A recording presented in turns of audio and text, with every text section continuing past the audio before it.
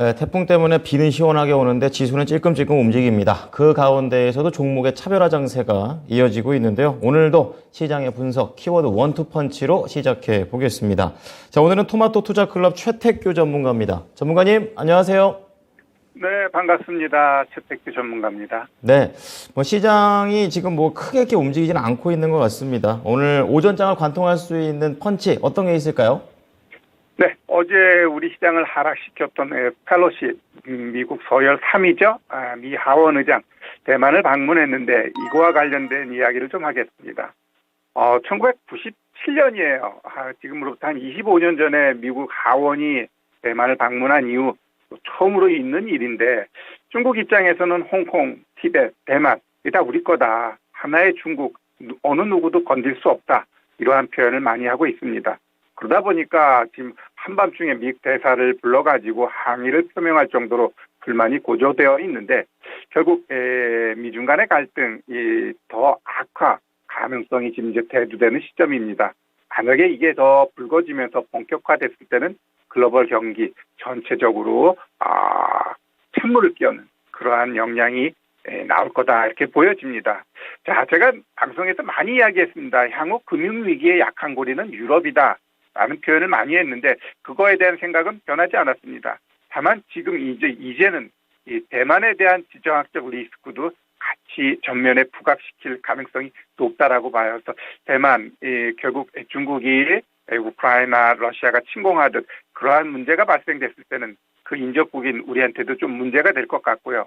특히 이 치포 동맹, 이게 8월 말까지 우리가 결정을 해야 되는데 우리가 지금 미국 눈치 보는 게 한두 개가 아니에요. 러시아 제재 이것도 미국 때문에 동참하게 됐고요.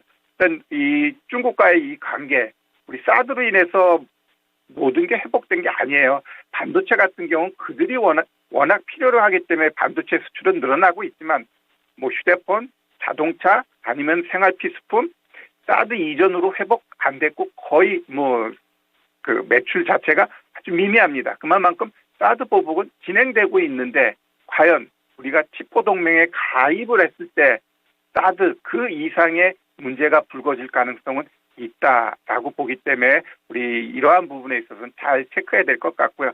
결국 이 미중 갈등 이러한 부분이 불거졌을 때는 히토류 관련된 종목들이 많이 움직입니다. 제가 그래서 세 종목을 차트에 한번 꺼내놔 봤는데 이 보시면은 대장은 유니언 머티리얼즈예요. 얘 같은 경우는 어제 고점 오늘 못 쳤기 때문에 일단 단기적으로는 고점이 나왔습니다. 반면에 이제 밑에 있는 포스코 엠텍은 차트 흐름으로 봐서는 더 갈 수 있는 기세이고 그 밑에 있는 티플렉스는 어제 고점 제일 약하죠. 결국 이런 애들은 차트 흐름은 의미 없어요.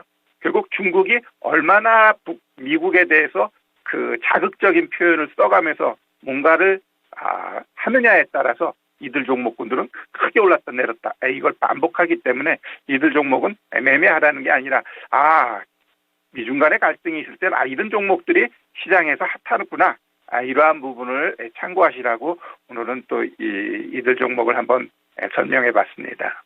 네. 상당히 그 대만 땅에 발을 딛고 나서도 상당히 강력하게 얘기를 하게 되면서 많은 사람들의 우려를 좀 키우고 있는 낸시 펠로시 하원 의장이 되겠습니다. 앞으로 좀 봐야 될 것 같고요. 자, 그렇다면 오늘 장에서 이길 수 있는 펀치 어떤 걸 보십니까? 네, 장 초반에는 그 조선주들이 굉장히 강했습니다. 제 2022년도 상반기에 올해 지속적으로 봐야 될 거는 조선업황이고 거기에 대장은 현대미포조선이다라는 표현을 자주 했습니다. 오늘 현대미포조선이 10만 3,500원 신고가 만들었습니다. 이 큰 종목이 신고가를 만들었다라는 것은 결국은 다른 종목한테도 영향이 있겠죠. 자, 우리 이 조선주 같은 경우 보면은 2분기 어닝 쇼크예요. 어닝 쇼크인데 오히려 주가는 더 좋게 가는 건 뭘까? 얘가 2분기까지 실적이 안 좋지만 3분기부터 좋아질 거야. 즉 미래에 대한 기대감이 크다라는 거죠.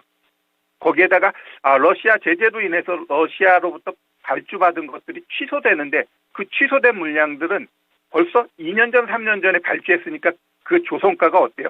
아주 낮아요. 근데 지금 그걸 재판매하는데 아주 높은 가격으로 파니까 이 조선사들 입장에서는 오히려 물량 취소가 전화위복이 되면서 더 큰 이익을 가져오고 있습니다. 더더욱 최근에 많은 조선사들이 발주를 받고 있는데 신조선가가 계속해서 높아져 가고 있어요. 즉 나쁘지 않은 환경이 계속적으로 이어지고 있다는 건 이 조선업은 업황상 1년 후, 2년 후가 더 긍정적으로 보인다. 그렇기 때문에 이들 종목을 잘 봐야 된다라고 말씀드렸는데 결국 현대미포조선이 신고가 나왔을 때 그러면 제가 방송에서 그런 표현 많이 합니다. 신고가 나왔을 땐 이젠 비중조리고 오히려 익절가를 잡고 홀딩해라.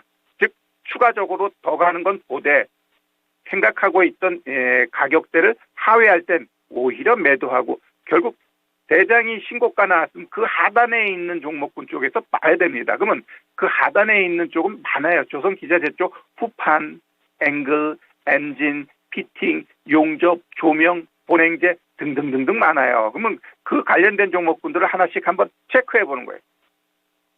제가 많이 얘기했던 건 그 본행제 쪽에서 한국카본 이 종목 같은 경우도 이제 신고가 거의 턱 밑까지 왔죠. 이 밑에 게 이제 한국카본이에요. 그러면 15,350원 신고가 미리 한번 쳤었어요. 그래놓고 이제는 다시 한번 고점 자리에 오는데 결국 한국카본도 신고가를 치게 되면 결국 제 얘기를 듣고 한국카본을 갖고 계신 분은 이 신고가 봐도 돼요. 그 대신 신고가 치고 가게 되면 비중 줄이면서 익절가를 잡고 가야죠.